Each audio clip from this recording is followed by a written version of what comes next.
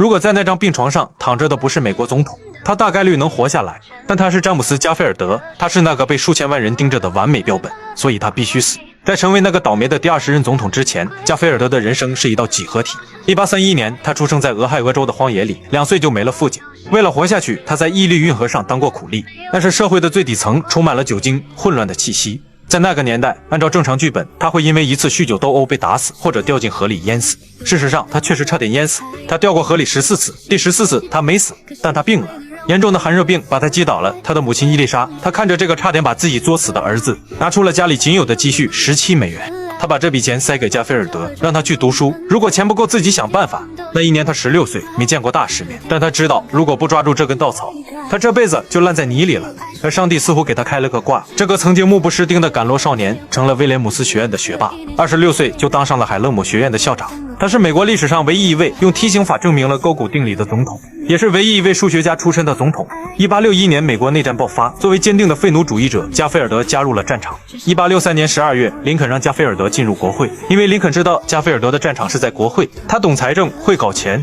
加菲尔德脱下那身让他骄傲的少将蓝军装，换上黑西装，走进了华盛顿的国会大厦。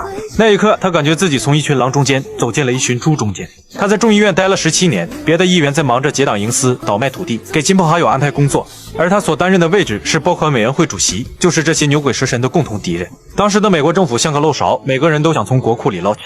南方要重建款，北方要抚恤金，铁路大亨要补贴，就连国会门口看门的都想多要2美元。加菲尔德用数学家的严谨审核每一笔开支，把那些贪婪的手一只一只的剁回去。他对那些乱花钱的议员吼道：“每一分钱都是人民的血汗，不是你们分赃的筹码。”在国会期间，他除了审核预算之外，还干了一件事，就是死磕预备钞票。内战刚结束，美国穷得叮当响，欠了一屁股债。当时的政客们想出了一个绝妙的主意，就是印钱。既然还不起金币，那就印纸币，只要印钞机转得快，债务就能稀释掉。但加菲尔德不同意，他是一个金本位主义者，在他那个精密的大脑里，钱必须对应等值的黄金，乱印纸币就是国家对老百姓的诈骗，就是偷窃。而他这个做法就得罪了不少人。首先是他俄亥俄州的老乡们拿着锄头要挖他的祖坟，他的党内同僚骂他是银行家的走狗，甚至有人在街上朝他扔烂菜叶。只要他稍微松口，同意一点钱，他的位子就能坐得稳如泰山。但他没有。1877年11月16日，他在国会发表了一场演讲，题目叫《诚实的货币》。他说：“你们这群文盲，给我听好了。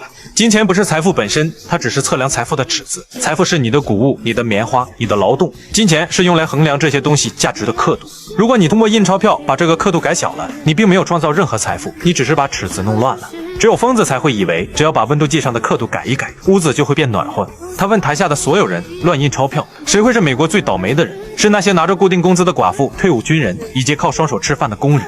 通货膨胀就是国家把手伸进了穷人的口袋，偷走了他们存下的每一个铜板。他是最卑鄙的扒手，因为他还披着法律的外衣。因为富人在当时往往有各种的贷款，我有100万的债务，但我有工厂和土地。通胀来了，钱不值钱了，我的工厂和土地价格飞涨，而我欠银行的那100万，虽然数字没变，但实际价值变轻了，甚至可以说是通胀帮我还了债。而穷人只有床底下藏在那100美元，这100美元还是100美元，但原本能买一头牛，现在只能买一只鸡。加菲尔德觉得这是对节俭这一美德的死刑判决，你在惩罚每一个试图为未来存钱的老实人，奖励每一个挥霍无度的赌徒。而在国会期间，加菲尔德也有污点。1872年爆出了美国历史上著名的动产信贷丑闻，就是修铁路的公司为了拿政府补贴，给国会议员们送干股，这基本上就是公开塞钱。调查名单公布了，加菲尔德的名字赫然在列，金额329美元。为了防止国会调查，那个叫奥克斯阿姆斯的众议员决定给国会的同事们发点封口费。他的手段很高明，他不直接送钱，他把公司的原始股以极低的价格卖给议员们。这股票在市场上已经炒到了天价，买到就是赚到。加菲尔德发誓说，他以为这是一笔普通的投资分红，发现不对劲后马上就退回去了。而且调查结果也显示，他确实没给铁路公司办事。其实在当时的国会议员工资并不算低，但这是相对于老百姓而言，对于加菲尔德来说是根本不够花。他有7个孩子，5个活到成年，为了给他们好的教育都送去学校。同时他要维持2个家，一个是老家俄亥俄州，另一个是华盛顿的房租。不像罗斯福那种富二代，加菲尔德唯一的收入来源就是死工资，所以他经常抱怨自己像个穿着丝绸衣服的乞丐。1880年总统大选，加菲尔德其实并不想当总统，此时他帮朋友约翰·谢尔曼拉票。当时总统大选的格局是3足鼎立，首先是前总统格兰特，他想第3次当总统，还有一个腐朽的政客，但有一定人格魅力，另一个就是加菲尔德的朋友。大佬们撕了整整30多轮，谁也干不掉谁，票数僵住了。大家都在找一个最大公约数，一个谁都不讨厌谁都能接受的备胎。这时候有人看向了加菲尔德，他在为谢尔曼做演讲时，口才太好了，逻辑太严密了。有人喊了一嗓子，要不选加菲尔德吧？这一喊，如同病毒爆发。威斯康星州反水了，印第安纳州跟进了，票数像雪崩一样压向加菲尔德。加菲尔德吓坏了，他站起来大喊：“不管谁投我，我都算他弃权，我没有被提名，我不接受。”但没人听他的，这是历史上唯一一次候选人试图把自己从选票上划掉，而代表们强行把他按在宝座上。就这样，加菲尔德神奇地当上了总统。他在那一刻做了一个决定：既然上帝把我放在了这个位置上，那我就要把这个肮脏的猪圈打扫干净。他带着2个极其危险的信条走马上任。第一点是他认为总统是独立的，当时的参议院是大爷，总统是孙子。参议员们觉得是我们把你捧上去的，你这就得听我们的。但加菲尔德的信条是，总统是行政首脑，不是参议院的走狗，我要收回属于总统的权利。第二点是官位属于国家，不属于哪个派别的。他认为海关关长应该由懂贸易的人来当，而不是由谁给那个派别捐的钱多来定。这种任人唯贤的思想在今天叫常识，在当时叫逆天。加菲尔德上任没几天就打了一巴掌当时众议院大佬罗斯科康克林。康克林在给亲朋好友安排工作上是玩得炉火纯青，特别是纽约海关这种肥缺，几乎成了他的私产。加菲尔德直接把康克林的死对头威廉罗伯逊提名为纽约海关关长。康克林立即在参议院发动所有关系阻挠提名。加菲尔德面对这种反击，啥也不说就停摆，大家一起死。参议院怂了，通过了提名。康克林气得辞职抗议，结果再也没能回来。接下来干的第二件事，当时的美国邮政系统有一个大案，星路邮路丑闻。简单说，就是在西部荒野里，邮政承包商和官员勾结，虚报路线，骗取巨额补贴。然而尴尬点是，加菲尔德是共和党人，而涉案的人全是共和党自己人，甚至是帮加菲尔德竞选的大功臣。但加菲尔德表示，我已宣誓执行法律，不管查到谁头上，尽管去查，我不会自己求情，也不会放过任何人。那一刻，华盛顿的很多大人物晚上都睡不着觉。然而就在调查最关键的时候，1881年7月2日，枪声响起。当时美国总统的安保级别连个看门的大爷都没有。当时的美国人有一种极其天真观念，在和平年代，没人会去杀一个民选总统。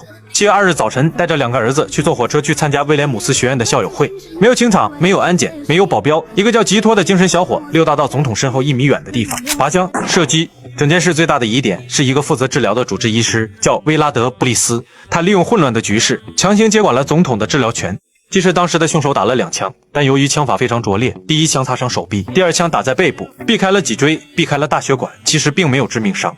而他的主治医生极度自信，坚信自己是全美国最牛的外科圣手。他只用了3招，就成功把美国总统送去见上帝。第一招，人体探测手法。在那个细菌学说、无菌手术已经在欧洲推广的年代，这位布利斯医生坚信，洗手是娘炮才干的事，真男人只信赖触觉。主要流程是4步，先是拿出那根刚抽完雪茄的手指，直接插进总统背后的弹孔里，试图摸到那颗子弹。他捅完没摸到，接着换10几个医生轮流摸。被这帮医生轮流探测之后，原本口子只有小指那么粗，变成约50厘米长度。第二招就过于炸裂。布利斯医生坚信子弹穿透了总统的肝脏和肠道，所以不能吃饭。其实子弹卡在肌肉里。第3招更是科技与狠活。布利斯医生找来了电话的发明者贝尔，给他一个金属探测器，只要探测器一响，就能定位子弹，然后精准开刀。但探测到之后，布利斯敏锐地觉察到子弹探测到在右侧。然而探测器报警，其实是因为总统身下那张该死的金属弹簧床。在场的几十个医生、护士、科学家，没有一个人想到要把总统搬到木板床上再测一次。最终在1881年9月19日，加菲尔德终于被他们玩死。如果那天加菲尔德中枪后，医生们直接把他扔在床上，给他喝点水，给他吃点止痛药，然后大家就回家睡觉，他大概率能活下来，甚至还能再干2届总统。这场闹剧怎么看都像谋杀，但历史难以猜测。Hold the patient still. Doctor, please stop this right now. I am the ranking physician. Drop that scalpel, or I'll drive it through your fucking eye hole.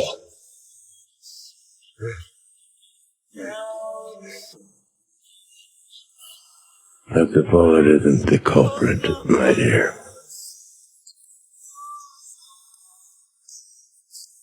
There's something else in me now. I'm not going to be able to. I want you to know how proud you've made us, me and your mother. I honestly don't know what I'm supposed to do without you. You don't need me. 他试图用一支笔去对抗成千上万只伸向权力的脏手。加菲尔德曾无数次怒斥美国的分赃制，他认为行政官员的任命应该基于能力，而不是对谁忠诚。那个刺杀加菲尔德的吉托，他的理由就是自己曾经支持过加菲尔德，但加菲尔德没有给他安排工作。吉托就是加菲尔德一生最恨的那种人，愚昧、贪婪、特权思想，以为依附于谁，谁就能给他升官发财。但加菲尔德的死也推动了美国文官体系的改革。如果加菲尔德当场就死了，这种愤怒可能只会持续几周，但他在病床上痛苦地挣扎了80天，报纸每天都在报道总统的病情，所有人都开始唾弃美国这个分赃制。接任总统的切斯特·阿瑟本来是分赃制的既得利益者，但因为这件事，他反而推动了美国文官体系改革。因此，加菲尔德的死推动了美国的官员们往后要以考试获取职位。1883年1月16日，也就是加菲尔德死后1年多，阿瑟流着泪签署了彭德尔顿法案，这就是美国现代文官制度的基石。虽然他没能亲手剪彩，但他把自己埋进了地基里。